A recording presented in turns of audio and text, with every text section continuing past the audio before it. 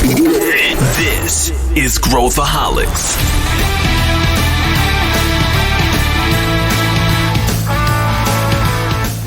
Olá, bem-vindos a mais um Growthaholics, o podcast da ACE. E hoje a gente vai falar sobre um tema que muita gente comenta, que é startups precisam lucrar. E hoje estou acompanhado dos meus dois sócios e amigos, Arthur Garuti, Felipe Collins. Bom dia, pessoal. Um prazer estar aqui. Olá, ouvintes. Bom dia. É um prazer estar aqui, Pedro. O que você faz, Felipe, aqui na ACE? Eu, depois de tours em marketing e em produto, hoje cuido da experiência de startups. Legal. E você, Dr. Arthur? Eu estou hoje ajudando a turma aí na ACE Startups, cuidando do nosso portfólio e trazendo empresas geniais para dentro. Então vocês são as pessoas certas para o nosso tema de hoje, que é sobre startups precisam lucrar ou não. A gente vê muita gente tendo visões erradas ou uma visão romanceada sobre o que é uma startup, sobre como funciona uma startup. Então a ideia é a gente desmistificar algumas coisas aqui. Eu quero ouvir o que vocês têm a dizer. Primeiro ponto que eu queria entrar aqui, a gente está vivendo uma onda dos IPOs. Quem acompanha o Growthaholics, o nosso newsletter, sabe quantos IPOs estão rolando hoje nos Estados Unidos. No Brasil tiveram alguns lá fora, algumas startups brasileiras como a Stone aí, mas lá fora está uma febre. Uber, Lyft, Slack, Zoom, Pinterest, enfim, vários outros. Só que várias dessas empresas não estão lucrando. O que você acha disso, Arthur Garuti? Bom, tem que lucrar? Você compra ações deles ou não? Podemos ir por o conceito de startup? Vai lá. Para poder ajudar no racional. Acho que startup tem muito a ver com escalabilidade, exponencialidade, então um crescimento muito agressivo e a busca de um modelo onde o consumidor vai estar ali o tempo todo usando o teu produto por várias vezes ao longo de um período, um mês, um ano, uma semana, alguma coisa, que é a coisa da recorrência. Modelo de negócio que vai ser repetível, escalável e principalmente exponencial. Então eu acho muito difícil para alguns setores, algumas startups, elas lucrarem e ao mesmo tempo crescerem de maneira exponencial. Eu acho que é por isso que acontece esse movimento de algumas empresas estarem rampando pra caramba o crescimento delas, mas ainda dá prejuízos enormes, como é o mais famoso caso do Uber aí que está acontecendo, né? Eu, na minha opinião, acho que toda empresa lá no limite, ela nasceu para isso, para lucrar. Como é que é o nosso lema aqui, que a gente fala sempre? Faturamento e lucro nunca saem de moda. É, né? Isso aí. Mas acho que a questão é dentro de uma linha de tempo, você ter consciência de quando que você está pronto para fazer esse lucro. Eu acho que a maior polêmica desses IPOs é sobre essa pressão já por resultados versus o que foi apresentado nos prospectos dos IPOs, que a gente pode falar um pouquinho mais aqui, né? O que você acha, Felipe? Eu tenho uma linha similar do Arthur. Primeiro, para contextualizar o nosso ouvinte. Tu é bem político, né?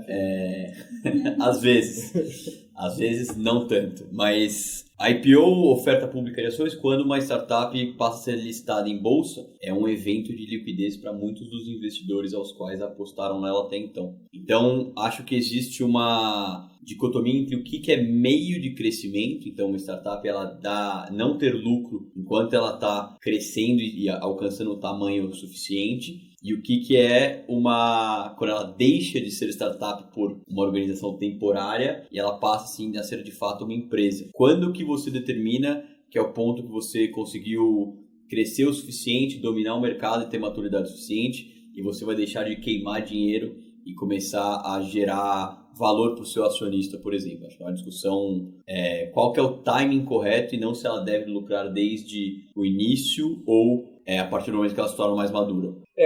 A gente viu várias gerações aí, né? A gente viu lá atrás os primeiros IPOs aí das startups, os caras abriam capital super rápido, né? Ia do VC para IPO em pouquíssimo tempo e várias delas tinham modelos de negócio que nunca iam lucrar. Enfim, várias quebraram logo depois do IPO, quando acabou o dinheiro. Depois a gente veio uma geração de startups que lucram muito, como Facebook, Google, que já entraram lucrando. E agora a gente tem algumas que estão prometendo. Então, o Uber está prometendo que o modelo de negócios dele lucra. Eu acho que é um modelo de negócios bem difícil. Se a gente comparar com o Lyft também, a gente vai ver números que são abertas, né? São números parecidos. E a questão é, vai lucrar ou não em algum dia? E se lucrar, vai ser um bom negócio?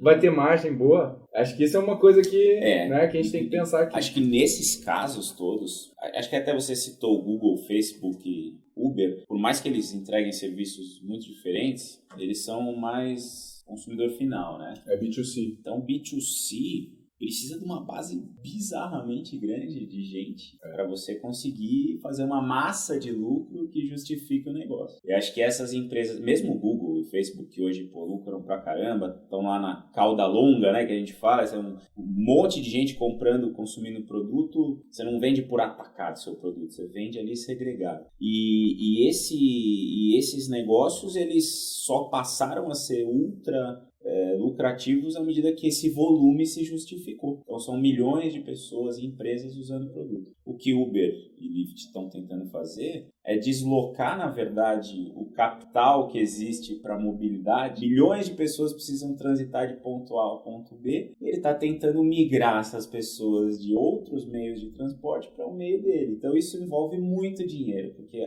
além da mudança de hábito, né, na jornada daquele consumidor, você tem que garantir que esse consumidor vai usar Uber, sei lá, 2, 3 vezes por dia, 4 vezes por dia, para poder justificar. E não sair da Uber e ir para Lyft. Então, entre eles ficam brigando para reter o consumidor dentro da plataforma deles. O que é uma injeção de grana gigantesca para fazer isso acontecer.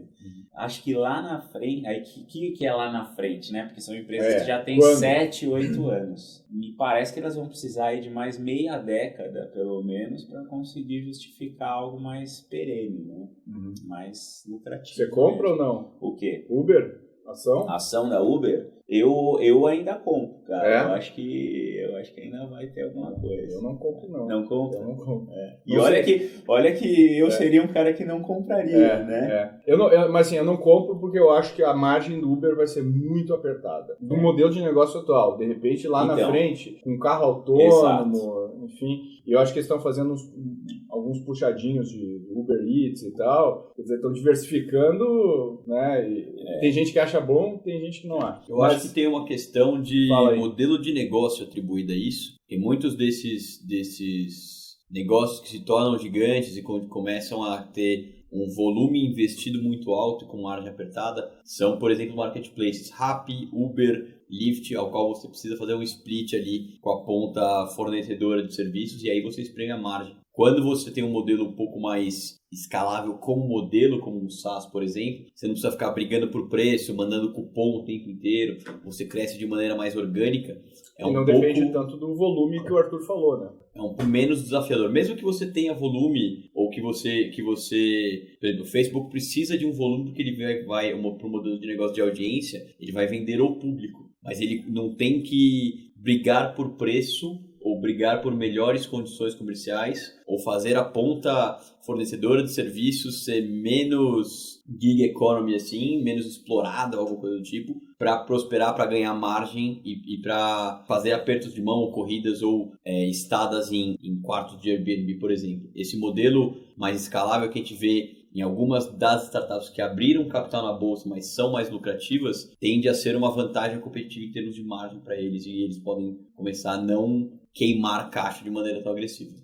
Mas eu vejo assim, por exemplo, uma empresa, você provocou aqui se eu compro Uber ou não, eu compro pela recorrência do uso, que eu acho que é altíssimo. Eu como hábito, eu compro. Exato. Eu não mas carro.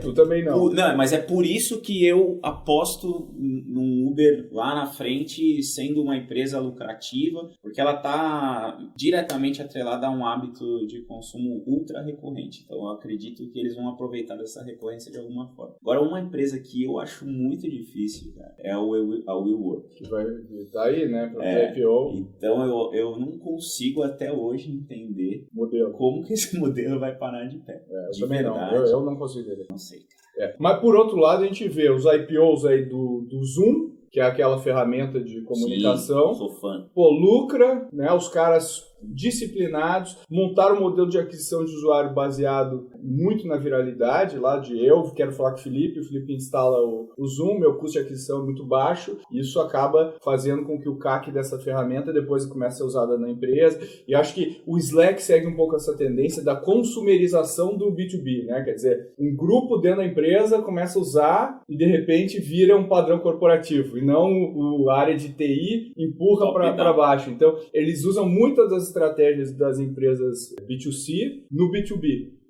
Então, assim, quando a gente vê o Zoom e o Slack não lucra ainda, mas está crescendo forte, a gente é usuário de Slack, a gente sabe o impacto que ele tem na redução dos e-mails e o job que ele cumpre, é muito claro, né? Mas esses caras têm casos mais claros de retorno, né, pro acionista e tal. O Pinterest foi um que, embora não lucre, ele está quase ali, né, ele tem um prejuízo muito pequeno, e quando ele lançou foi um dos poucos IPOs que aumentou o valor depois de fazer o IPO, porque ele pegou um caso, e ele foi um pouco mais lento, né, no IPO. O Pinterest está há muitos anos na jornada, pegando meio que o rastro do Facebook, do Twitter e tal, mas criando um job bem claro para dona de casa, no início, né, era a mãe de família lá que pesquisava, hoje virou uma ferramenta mais de design, de moda, enfim, de vários usos. Mas o que eu queria abordar com o Felipe Collins, que é um dos grandes especialistas, né, no assunto, é sobre blitzscaling. E hoje a gente vê que existe dinheiro abundante no Vale. O SoftBank e tal fizeram com que dinheiro simplesmente não fosse o problema e surgissem conceitos como o do blitzscaling, onde o Reid Hoffman lá fala, não, pega máximo de dinheiro que você puder e cresce muito rápido para depois, né? E aí tem estratégia para crescer rápido, e é o anti-Falcone, né? É o anti-Falcone, é ineficiente para crescer rápido e tal. Explica para nós aí, Collins, o que é blitzscaling? Eu já dei um bom spoiler de explicação, mas o Reid Hoffman, que foi cofundador do LinkedIn, ele, inclusive, existe um ótimo livro sobre blitzscaling de mesmo nome. Blitzscaling é quando é uma corrida muito mais frenética para ganhar mercado. Então, a gente vê algumas startups sendo um pouco mais cautelosas ou indo com um modelo um pouco mais sustentável ou menos agressivo para ganhar mercado, com mais criatividade para tentar encontrar alavancas de crescimento. Blitzscaling é meio que bota nitro, para quem gosta de carros tunados, como meu amigo Pedro não gosta. E futebol.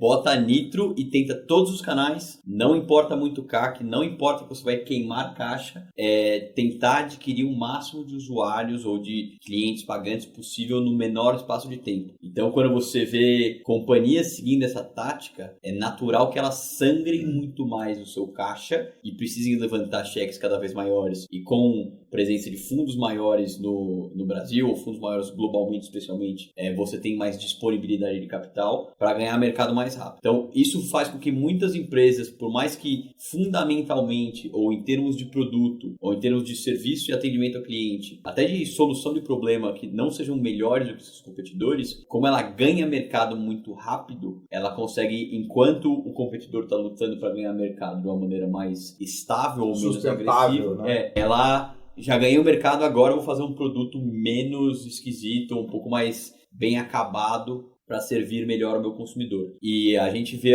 isso começando a surgir como tendência em diversos mercados aqui, especialmente lá fora.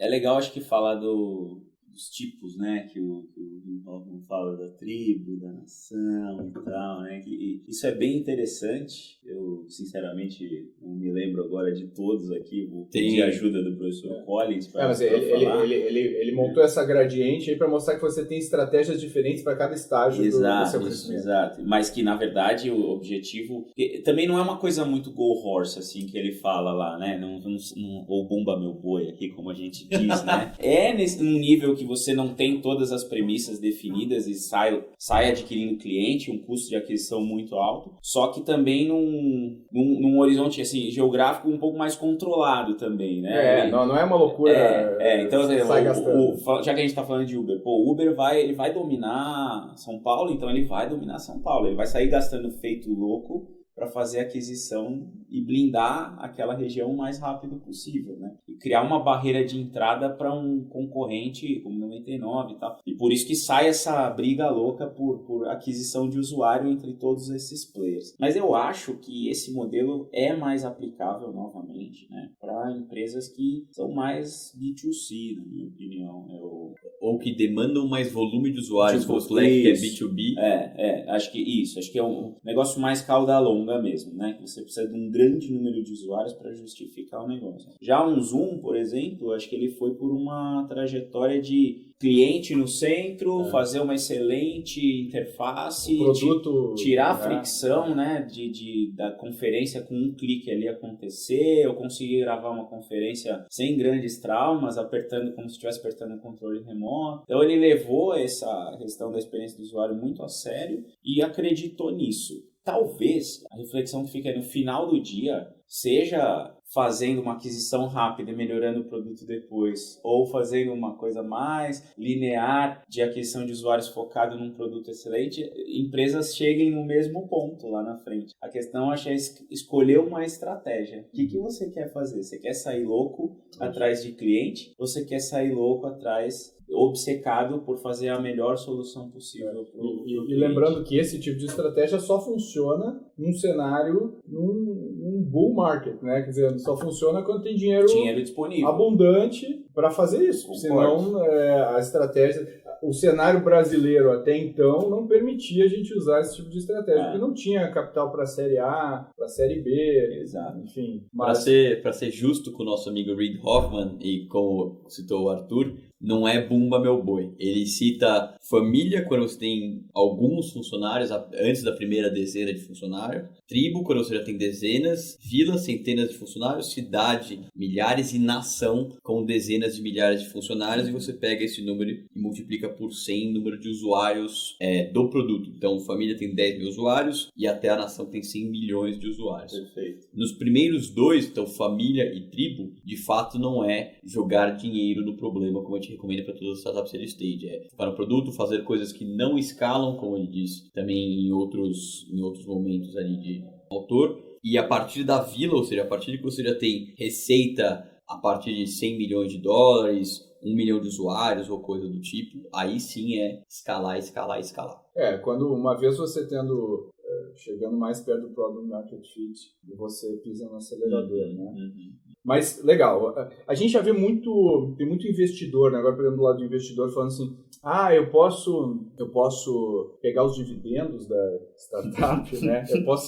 Eu posso... O que acontece? Quando que eu começo a ganhar dividendo se eu investir? Então, como é que... Quando, Arthur? Quando é que eu colho dividendos? Que pensa assim, ele tá no lugar errado, né? Ele devia estar comprando ações super maduras aí, Itaú... Renda fixa. Outro NTNB, né? Porque uma startup, como o Felipe já comentou, ela está em busca de um modelo. Ela não sabe exatamente como ela vai fazer para lucrar. E se lucrar, o que ela vai fazer com esse dinheiro?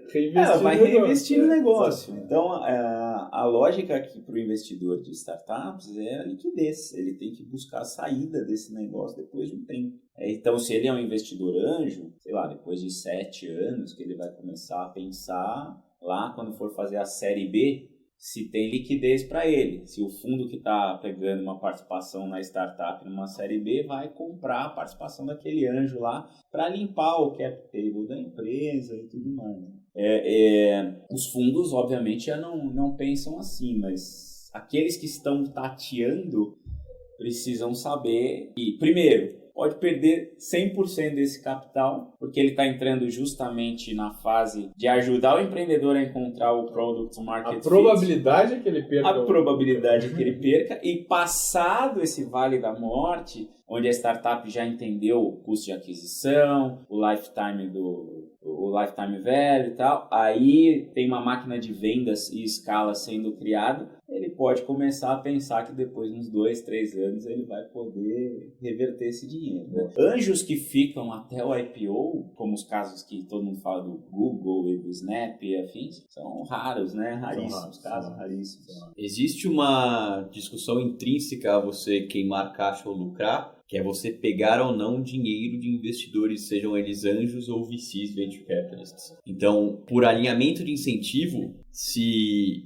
você pretende seguir uma maneira mais sustentável, mais lenta, sem ser o blitzscaling, uma direção oposta, você tem que pensar se vale a pena pegar dinheiro de VCs. Porque a lógica de um investidor ele está investindo agora, não vai pegar dividendos, não vai pegar lucro, não vai pegar uma receita a partir do seu faturamento para ter uma saída 7, 10, 20, depende de quando ele entrar, 20 vezes maior do que o que ele investiu. Então a lógica de investidores, ela só para em pé quando você tem um portfólio, como muitas delas vão morrer, se uma ou duas ou uma porção do seu portfólio pagar o resto. Então investidores esperam que pelo menos uma parte de seus portfólios atinja um tamanho considerável e que deem eventos de liquidez como a entrada de um fundo maior ou até uma listagem na bolsa, um IPO ou coisa do tipo, um retorno muito maior sobre capital investido. Essa discussão, se você pretende crescer de maneira mais agressiva, faz sentido você pegar e de fato ter um modelo de negócio que permita isso, faz sentido você pegar a grana de investidor. Se você não tem, se você não escala, se você não quer apostar corrida, vale a pena você pensar em como você vai fazer funding do seu negócio. MailChimp, por exemplo, é uma empresa que faturou $400 milhões em 2016, que é o último dado que eu tenho. Bootstrapped, ou seja, com base apenas na grana dos founders. Mas é um modelo de exceção, na verdade. Não é um modelo de regra você chegar neste tamanho, com esta receita, sem pegar dinheiro de VC, considerando startup. Num setor altamente competitivo. Exato. Esse é o ponto, né? Porque os ciclos estão encurtando de inovação, né, no mundo. Então, você não tem mais uma janela de 10 anos, muitas vezes, para criar um negócio barreira de entrada cada vez mais baixa ou inexistente em alguns mercados, né? Custos de transação também. Mas eu acho que uma startup, ela tem que pensar, aí do lado da startup, ela tem que pensar no quanto de grana ela precisa para encontrar Product Market Fit no começo. É isso aí. Então, a conta é de baixo para cima. Fala, bom, se eu vou precisar gastar R$30 mil por mês durante 2 anos, investindo em um desenvolvedor, pagando uma coisinha de marketing ou outra, etc., design ali, ralar para adquirir cliente, validar, essa é a conta que tem que ser feita e o investidor vai entrar nesse racional e vai comprar o plano para buscar Product Market Fit. Ele não está comprando um business plan. Ele não está comprando um pedacinho de uma empresa que vai dar retorno sobre o patrimônio líquido. Ele está comprando um plano de visão de uma empresa que pode lá na frente ser a líder de uma solução que não existia há 5 anos atrás. Mais ainda, né? O cara não só compra os sócios, né? Ele compra a capacidade dos caras de fazer, executar. Compra uma visão, né? Uma visão. Visão, time, e depois a gente vai falar um pouco sobre isso.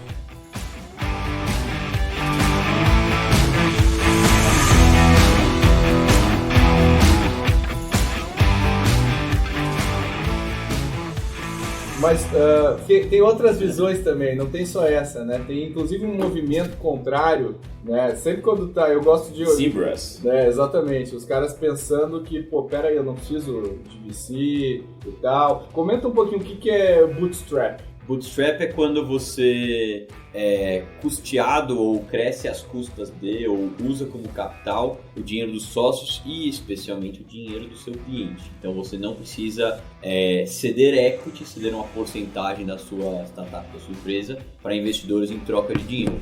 E tem um exemplo ao qual o Pedro está me cornetando há algum tempo, que é a Basecamp, a antiga 37 Signals, que também tem um software de gestão e de produtividade e optou por não pegar capital. E existe mais uma ferramenta chamada Moz, SEO Moz, que inclusive é um caso bem curioso, que o founder, que era CEO, foi expulso da própria startup depois de alguns anos e já Mas continua gostando bastante dele. Sim, o Randy Fishkin é um ótimo autor, inclusive. E no livro dele chamado Lost and Founder, ele diz que pegar VC por uma lógica de crescimento orgânico, crescimento sustentável versus corrida, ele pegou dinheiro de investidores e se arrependeu amargamente disso, porque ele teria que queimar mais dinheiro e não fazer parte do modelo mental dele, ele queria crescer de maneira mais sustentável. Legal. Arthur, por que pegar dinheiro de VC? Então, se tu é uma startup, por que tu pega dinheiro de VC? Se tu vai diluir, se tu vai pegar, abrir mão de participação? Não é melhor pegar dinheiro do governo, do banco? Por que VC é bom? Primeiro vai do tamanho do sonho do empreendedor. O VC ele vai buscar retornos altíssimos no valor que ele investiu. Então, o empreendedor tem que começar a fazer conta também de trás para frente um pouquinho. Bom, se eu pegar 10 milhões do VC, ele vai querer recuperar no mínimo 15 vezes esse valor daqui 10 anos no máximo. Então, minha empresa tem que valer no mínimo 150, 200 milhões para eu tirar um dinheiro lá na frente e o VC também tirar dinheiro. Então, esse é o tamanho do sonho que o empreendedor tem que começar a calibrar. É um casamento com data de divórcio. De divórcio. Eu quero realmente investir meus próximos 10 anos da minha vida para fazer virar uma empresa de 200 milhões, sendo que eu vou só tirar um prolabore como se eu tivesse ganhando. No começo o pífio, depois lá da série B você começa já a ter salários mais equiparados ao mercado, mas é como se você fosse um CEO de uma empresa de médio para grande porte. Então, você não pode cair na ilusão que vai ganhar muito dinheiro por 10 anos se você casar com Venture Capital. Acho que esse é um ponto. Agora, o que o VC pode proporcionar? Ele pode justamente proporcionar um crescimento mais acelerado, proporcionar um lucro inexistente ou muito baixo, a possibilidade da empresa lucrar muito pouco. E fora tudo que o VC proporciona de conexões, de suporte, de gestão de governança, e vai sentar gente lá já muito gabaritada, experiente nos mercados, vai ajudar na parte jurídica da startup. Acho que são atalhos de alguma forma que o empreendedor pega, mas ele tem que saber qual é o tamanho do sonho que ele quer pegar. Se ele quer ser uma empresa o famoso lifestyle business que a gente fala, então não precisa pegar dinheiro do VC e vai ser uma boa empresa também, mas vai crescer um pouco mais linear. É pecado ser lifestyle business, Felipe Collins? Não é pecado ser lifestyle business. Você vai comprar um carro muito chique, você vai para a Europa todo ano, você só não vai escalar e se tornar uma empresa gigantesca. Você pode ser lifestyle business com consultoria ou até com empresa digital. A diferença vai ser que você nunca vai ter um descolamento da sua linha de receita, da sua linha de despesa. Você nunca vai crescer a ponto de ser uma empresa gigante no número de usuários, no número de clientes e assim por diante. É uma decisão de negócio, mas até de vida para os founders, né? Então vale a pena você sacrificar alguns anos da sua vida comendo capim ou com salários abaixo do mercado e estresse muito acima de qualquer outro tipo de negócio, por exemplo, para depois, sob a perspectiva de talvez ser uma empresa gigante, talvez fazer um exit e assim por diante, para muitos founders de startup, vale. Para pessoas que preferem um modelo de vida mesmo mais estável, mais tranquilo, tende a ser mais fácil ter um lifestyle business. Né? Eu acho que o empreendedor tem que saber, por exemplo, falar um pouco de números, né? No Brasil, fora, depois que pegou uma série A, que hoje no Brasil está girando aí entre 10 milhões de reais e 30 milhões de reais, série A. O que é uma série A? Uma série A é quando, de fato, um fundo de Venture Capital vem e coloca uma oferta firme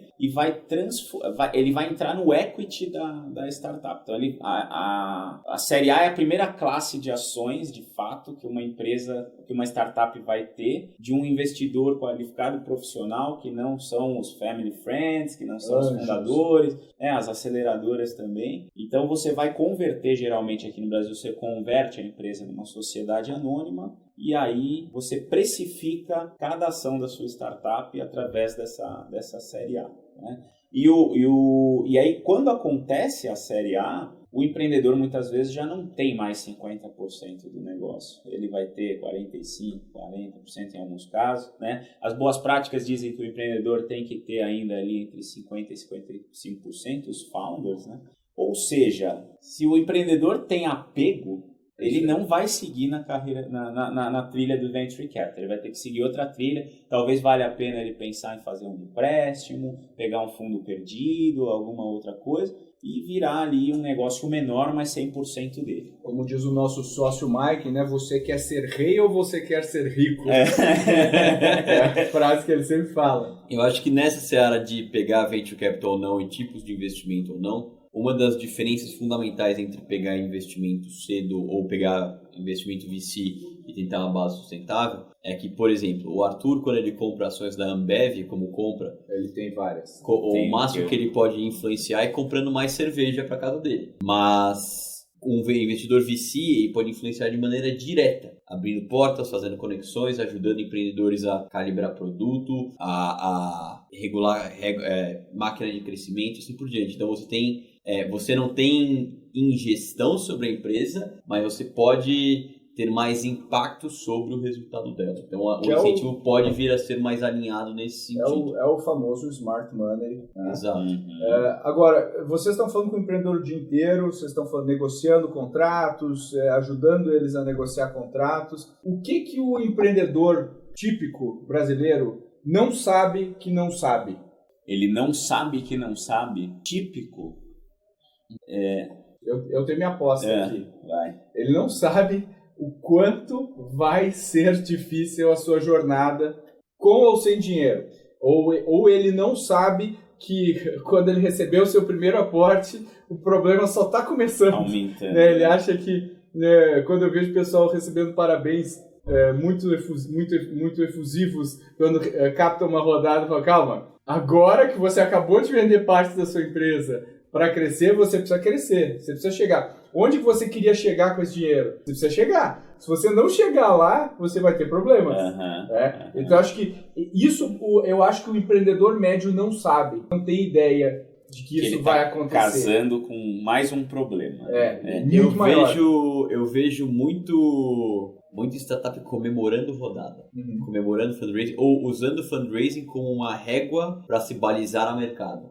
Eu captei uma série A, você não, eu captei tantos milhões, você captou tantos milhões. Dinheiro de investidor é meio e não fim. Então, quando você vê uma empresa captando, seja um primeiro, segundo cheque, seja que nem a Resultados Digitais captou 200 milhões de reais, é um fato a ser comemorado por causa da maturidade do ecossistema, do caso da RD. Entretanto, o que vai dar mais ânimo e felicidade é o que eles vão fazer com aquilo, o que eles vão ganhar de mercado com aquilo. Quantos clientes eles vão conseguir. É o começo da jornada, na verdade é um meio para você chegar num próximo estágio de escala, num próximo estágio de atuação. Acho que uma coisa que os empreendedores, não é que eles não sabem que não sabem, mas eu vejo os empreendedores deixarem de fazer, e isso é bem diferenciador entre o que é um bom empreendedor e um empreendedor médio, saber onde quer chegar no seu mercado. Então, coisas básicas. Todo mundo fala de tamanho de mercado. Samsung. Aí o empreendedor faz isso durante um programa de aceleração, alguma coisa, guarda na gaveta e nunca mais ele olha. Aí ele vende um plano para o investidor baseado nisso. Ele nunca mais olha as métricas de crescimento que ele propôs no plano. E o investidor olha. E aí todo mês que ele deixa de reportar isso, ele está perdendo credibilidade com o investidor dele para abrir porta para outros e para captar dinheiro. Então, acho que um bom empreendedor, ele deixa muito focado aonde ele quer chegar e ele coloca isso num horizonte temporal, geralmente entre 18 e 24 meses, entre uma rodada e outra, e ele vai obstinadamente fazendo essa batida para chegar lá. Eu acho que tem outra coisa que ele não sabe, é que o empreendedor fica rico com os termos do contrato, não com o valuation. Boa. Isso ele não sabe, que ele não sabe. Isso é verdade. Ele fica muito preocupado. Esse cara vai ter um valuation de 100 milhões, mas não olhou as cláusulas lá. Não viu preferência de liquidação. Quer dizer, tem um monte de cláusula que pode impedir esse empreendedor de realizar o sonho dele lá no final. Né? Vale um episódio de podcast exclusivo sobre cláusulas de contrato, porque a gente vê bastante, tanto desconhecimento quanto erros cruciais em relação a isso. Tem um ponto ao qual eu também acredito que empreendedores se enganem, que às vezes eles tentam buscar break-even, que é quando você equipara a receita e despesa muito cedo, e isso joga contra o crescimento deles, especialmente em early stage. E às vezes, especialmente depois, você recebe uma rodada e empolgou, você acha que tem dinheiro disponível no caixa, então você gasta com coisas que não fazem o menor sentido porque você ganhou dinheiro de algum investidor. Acho que existe um pouco de falta de cuidado, tanto a hora que você recebe uma rodada, quanto enquanto você está ali durante alguma jornada, você fala assim, preciso equilibrar as contas, vou reduzir custo com marketing, e aí você está, de alguma maneira, sacrificando o crescimento.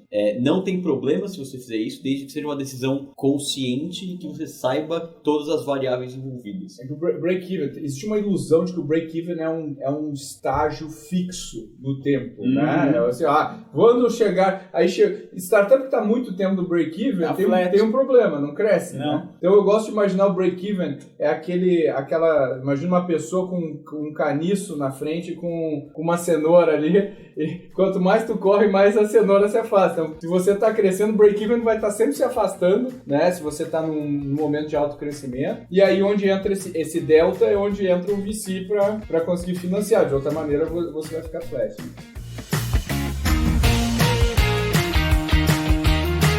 Agora, recentemente, a ACE mudou o nosso modelo de operar e de atuar, né, Arthur e Felipe? O que a gente mudou? Quais foram as nossas principais decisões e por que a gente tomou essas decisões? Eu acho que a gente é muito reconhecido como aceleradora no mercado, todo mundo fala. A gente já foi reconhecido pelo mercado várias vezes como melhor aceleradora e tudo mais. Alguns falam, mas não é meio maluco você falar que você não é mais uma aceleradora? A gente é maluco? Um pouco a gente não dá pra esconder É que a gente acaba pensando muito numa aceleradora, né? E até tá lá na Abrai, né? Que agora é uma diretoria da Bibliotec. A aceleradora, ela tem características de ter bets, uma característica de ter um investimento padrão, um deal padrão. E depois que a gente experimentou nosso modelo com mais de 300 e investiu em mais de 100 empresas, a gente começou a perceber que para cada estágio da startup, e dependendo do mercado dela, os remédios que você tem que dar são diferentes para cada empresa. Tem uma fase que é a fase ali de Problem Solution Fit, né? Depois da ideia, onde você ainda está validando, explorando, essa fase é meio comum a todos. Então tudo bem, você usa as mesmas ferramentas ali, e o dinheiro nesse momento não é o mais importante definitivamente. Você tem que ir para a rua validar e fazer acontecer. Quando você já entendeu proposta de valor e MVP já está no ar ali, os primeiros usuários pagantes ou não, que seja, aí você precisa entender a característica do mercado, o ciclo de venda, quanto de dinheiro você vai ter que trazer, se tem que avançar na tecnologia mais rápido ou mais devagar. Logo, o tamanho do cheque que você precisa proporcionar para cada startup vai mudar. Né? E aí não dá para ser uma coisa flat. Então é por isso que a gente ampliou nossa oferta de investimento. Qual o range agora? Hoje a gente faz um primeiro cheque. Não quer dizer que a gente não faça follow-on depois, né? Investimentos posterior. Mas o primeiro está entre 300 mil e R$1 milhão. Para dar o conforto dessa validação de Product Market Fit para o empreendedor e ele chegar já na série A, ou seja, ele chegar com as suas métricas de vendas iniciais muito bem definidas, o seu custo de aquisição, sua precificação, o seu cliente ideal, saber ter um funil mínimo de vendas já com as suas métricas, muito mais preparado para chegar lá no fundo e falar, olha, eu vou precisar de 10, 15 milhões, mas eu sei exatamente o que eu vou fazer com esses 10, 15 milhões. A gente vê, né, existe um estigma relacionado ao acelerador. Estigma. Um empreendedor bom, já consegue dinheiro direto no fundo, é escolinha e tudo mais. E a gente acha que tem um propósito também de ser uma aceleradora. Tem um propósito de ajudar o ecossistema. As aceleradoras eu falo que são tipo pulmões que fazem o ecossistema andar. A gente, obviamente, não vai parar de ser um pulmão. Mas a gente fez um negócio interessante, né, Felipe? A gente abriu toda a nossa metodologia, toda a nossa aceleração que a gente tinha presencialmente, a gente abriu para o mercado em uma plataforma. Comenta aqui o que a gente fez, que acho que isso aí pode ser legal. Depois a Rê vai colocar nos notes aí do episódio o link para o pessoal. Mas comenta um pouco o que a gente fez. Legal, Pedro. Lá, quando a gente estava nos primórdios ali de ecossistema, de startups e assim por diante, fazia bastante sentido sermos uma aceleradora. Porque era tudo mato, o mercado não estava maduro a ponto de como ele está hoje, e dado uma mudança até de cenário competitivo, então mais capital disponível, mais método disponível e assim por diante, fez sentido a gente ajudar hands-on, ou seja, de maneira mais estratégica, em vez de ajudar turmas, como o Arthur colocou, ser um pouco mais spot na nossa ajuda mais estratégica, mas tudo que a gente aprendeu desde 2012, acelerando e trabalhando junto com startups, a gente decidiu abrir, como você bem disse, de maneira gratuita, sem equity, sem pré-contrato com um empreendedor ou nada do tipo, para fazer justamente com que o ecossistema se desenvolva e a gente tenha startups melhores, tanto a mercado quanto para ajudarmos com o investimento e um aporte mais estratégico. Não, e assim, a gente está tendo aprendizados muito legais com os empreendedores dessas primeiras rodadas aí, né, da plataforma, e até o ano passado a ACE conseguia ajudar no máximo 80 startups. A gente está com quase 100 agora nesse momento. Muito legal. O nosso impacto tem coisa muito legal, tem coisa boa. Super, cara. Assim, as gravações que nós fizemos são de alto nível. O Felipe parece um apresentador de telejornal, galã. Né? É um galã. A gente conseguiu botar, acho que o melhor conteúdo hoje que tem de validação, principalmente, de uma startup em uma única plataforma. Né? Legal. Eu acho que além da parte online, que concordo que eu estou um galã, mas além da parte online e de material e didático e ensino, tem uma questão que a gente percebeu como fundamental para desenvolvimento de startups, que é ajuda de comunidade, ajuda peer-to-peer e assim por diante. Então, além de toda a parte que você self-service, digamos assim, a gente consegue que democratiza o acesso. Então, a gente tem startups de regiões às quais a gente provavelmente não iria fisicamente estar lá. A gente consegue, por meio de eventos presenciais, lives, eventos online ou interações com mentores e assim por diante, democratizar também o acesso a pessoas às quais promovam a melhoria no desempenho do startup. Mentoria. Quer dizer, tem muito modelo que a gente tinha, tá lá na plataforma, o cara pode agendar mentoria e tudo mais. Tá tudo lá. Agora, chega de jabá. Vamos focar, agora voltar para nossa pergunta aqui. Startup tem que lucrar? Nosso veredito final. Arthur Garuti. Para mim, startup tem que lucrar. Tá. Ela só não precisa buscar o lucro nessa fase de Product Market Fit. A partir do momento que ela encontrou Product Market Fit, ela tem que começar a se preocupar a lucrar. O complemento que eu faço não precisa lucrar e colocar dinheiro no bolso. Não deve lucrar e colocar dinheiro no bolso enquanto ela não for gigantesca. Ela vai pegar esse lucro e reinvestir no negócio, até para depender menos do dinheiro de capital externo e venture capital, que é o dinheiro mais caro que ela vai receber na vida. Felipe Collins. Entre lucrar não é distribuir lucro, como disse o Arthur, você pode sim lucrar, você só não pode tirar esse lucro, prejudicar o crescimento da companhia em relação a esse lucro. Vou numa linha similar do Arthur de você precisa lucrar em algum momento, você não pode se tornar só uma queimadora de caixa independente do seu tamanho, mas no early stage, especialmente no início, a minha prioridade seria o crescimento e não especialmente dividendos ou lucro, nada do tipo. Então eu priorizaria crescimento over lucro, claro, com as devidas cautelas financeiras. Legal. Se tivesse ações da Basecamp para comprar, obviamente você seria um acionista, né? Talvez. Legal. Agora, qual que é o meu take em cima disso aí? Eu acredito, a tese das startups é que elas são repetíveis e escaláveis. Portanto, elas devem lucrar mais do que uma empresa tradicional lucra lá na frente, né? Por isso que a gente está vendo o Google lá sentado num montante gigante de dinheiro, o Facebook sentado numa montanha de caixa e a Amazon reinvestindo constantemente seu dinheiro. Que ela lucra, ela só não distribui. Que eu acredito que é o mais coerente. Se você acha que o seu negócio é onde você deve, né, apostar todas as suas fichas, você devia botar todo o seu caixa no seu negócio. Daí fica uma skin in the game. Skin in the game. Olha a Apple aí sentada num caixa aí que é quase um PIB de um país. Mas eu acredito que quando virar a chave para um negócio mais maduro, e aí onde entra a confusão do IPO, quando eu compro uma oferta pública, eu já estou num estágio de investidor que eu estou querendo ver uma luz no fim do túnel. Vai distribuir, não vai e tal. Então acho que a gente tem esse desafio aí que talvez eu acho que o ponto positivo disso é reajustar o preço, né, o valuation das startups abaixo da cadeia. Quando a gente vê um Uber que abriu capital e não está lucrando, todas as empresas que têm um modelo de negócio semelhante são impactadas e a precificação ajusta em cima disso. Eles também. já ajustaram. Já ajustaram. Né? O mercado ajusta. Então, muito obrigado, Felipe Collins. Muito obrigado, Arthur Garuti, pela participação de vocês. Valeu. Aqui no nosso Growthaholics. Se você gostou, não perca a próxima edição. Compartilhe, assine e não deixe de acompanhar os próximos episódios. Obrigado, gente. Valeu. Até a próxima. Tchau, pessoal. Valeu.